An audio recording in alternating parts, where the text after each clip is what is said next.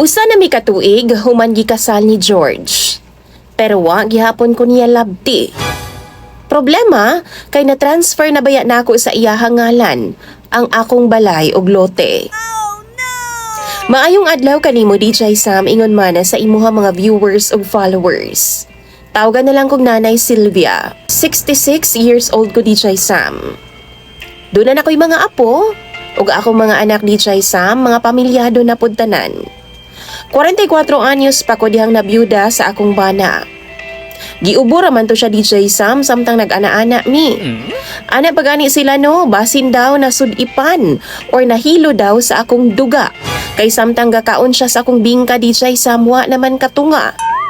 Tingala na lang ko nga wa naman nag-ungad ang akong bana. Pero wa na pud siya mitunga. Mautong nakulbaan yun ko DJ Sam.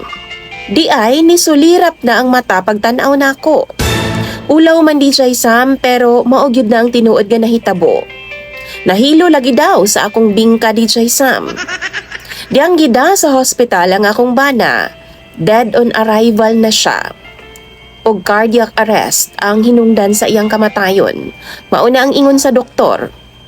Kabaw na mo aning mga tao sa palibot pagka-chismis gani no di gyud na makaligtas. Bisan utot nimo dakpon gyud na nila.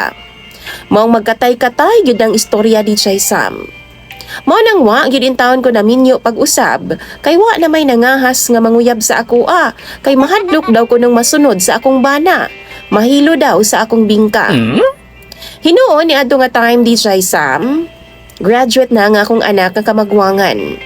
Nakatabang-tabang na pud siya aron nga itaguyod pud ang iyang mga manghod. Samtang ako padayon nga nagpadaga na sa among negosyo nga bugasan na sa among palengke lang pud. Sulod sa dugay nga panahon DJ Sam, wa na baya gyud ko maghandom ay nga magminyo pa ko pag-utro. Pero unsaon taman, di nato damhon nga naagi mo abot sa atong kinabuhi nga maayuhon. Nakaila na ako si George, 33 anyos. Barangay pulis siya dinhi sa among lugar DJ Sam. Nanguyab siya nako.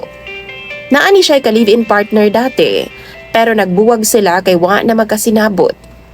2 ka buwan pud ming magkarelasyon ni George DJ Sam, hangtod nga nasabutan namo nga magpakasal ming duha.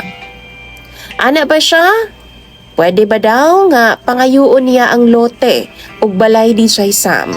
In case lang daw ba, di na daw mailog sa ako mga anak. Puhon matiguang daw ko, basin daw magka-interest daw ba nga ako mga anak.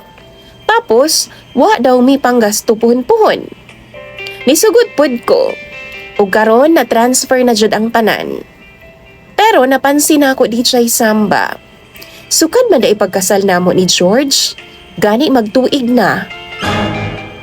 Wa pa man gihapon ko niya ana-ana Nahadlok ba siya nga tingalig mapareha sa akong bana nga nahilo lagi daw sa akong bingka sama sa chismis ba sa uban? Or wa lang yun siya giganahan sa ako kay tiguang naman gud ko DJ Sam. Sa ako nang gikaingon, senior na ko. Bata pa si George. Ug imposible man pod nga useless na siya.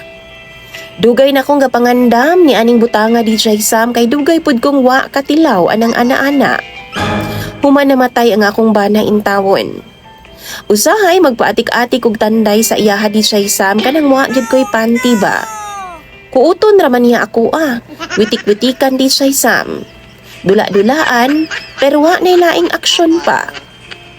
Kung aksyonan pod nako siya gikap-hikap DJ Sam, kanang kuuton pod nako iyaha bagunitan. Iyaha pod dakpon ang akong kamot. Di man siya pahikap DJ Sam, mulikay siya. Ngano ka ha? Tanaw ba ninyo? Unsa ka ang rason ni George nganong ana siya sa kuha? Mga guwang naman mi DJ Sam. Ug nganong di man ko niya hilabtan daw. Di man pud unta ko mo balibad. Gusto gani nako no. Tagnaa daw ninyo bi mga viewers ug followers kung unsa ang rason ni George nga akong bana. Nganong ingon ana man siya. Anda man unta kong pahinluan ning akong dalan ug limasan ning akong kanal nga dugay nang nalumutan. Basahon ako ng inyong mga komento sa baba.